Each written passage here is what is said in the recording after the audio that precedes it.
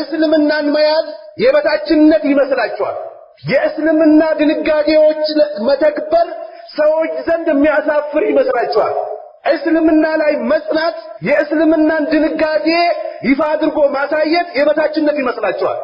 ወይንም ደግሞ ጺም ማብቀል ሰዎች ዘንድ የሚያዋርድ ይመስላችኋል። ልብስ ማሳጠር ሰዎች ዘንድ የሚያዋርድ ይመስላችኋል።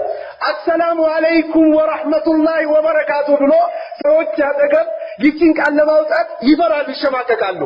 የሰው ልጆች የበታች አድርጎ ያዩናል ከሚል አንጻር ወይንም ደግሞ ቁርአን መቅራትን የበታችነት የሚመስላቸው ሰዎች አሉ። ዑመር ረዲየላሁ ተዓላ ዐንሁ ምን ይላል? ነህኑ ቀውሙን አለ እኛ ህዝቦች ነን። አዐዘነ አላሁ ቢልኢስላም አለ አላህ በእስልምና የበላይ አደረገናል።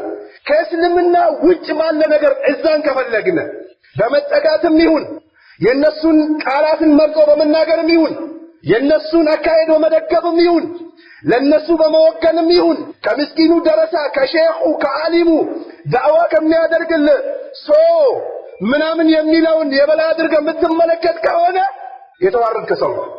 መስጊድ ቃል አላህ ወቃል ረሱል የሚለውን ሰውዬ አንተ ኡስታዝ ምናምን እያልክ እዛ ከረባት ያሰረችዋል ወይንም ደግሞ ራቁቷን እየሄደች እንግሊዝኛ የምታወራል እናትዬ ብለህ የምትጠራ ከሆነ እናት እንዴት ነሽ ምናምን ብለህ ለሷ እየሰገድክ መስጊድ ስትመጣ ደግሞ በውስጥ መሰንዘር የምትፈልግ ከሆነ አላወቅም እዛ የሚገኘው አላህ ዘንድ ነው። ቁርአን በመቅራት እዛ የሚገኝ አይመስላቸው መቅራቸው የተቀየሩ ሰዎች እዛ የሚገኘው በመመሳሰል ወይንም ደግሞ ሙስሊሙ ላይ ሌላ እንግሊዝኛና ፍልስፍና የሚናገሩ ሰዎችን አምጥቶ ፊት ለፊት በማድረግ ከጀርባ እዛ የሚገኝ ይመስላቸዋል። ተሸውደዋል። ዑመር እንዳለ እኛ ሰዎች ነን፣ በእስልምና አላህ የበላይነት ሰጠናል። የበላይነት ደግሞ ሰዓደት ዱንያ ወልአኺራ ነው የሚገኘው። እስልምናን ይዞ የበላይ መሆን በዱንያም የበላይነት ይገኛል፣ አኺራም ላይ የበላይነት ይገኛል። ዱንያ ደግሞ የበላይነት የሚፈልግ ሰው እቺ ቅድቢቷን መኒ ምናምን ያገኛል፣ አኺራ ደግሞ ጀሃነም ይበላል።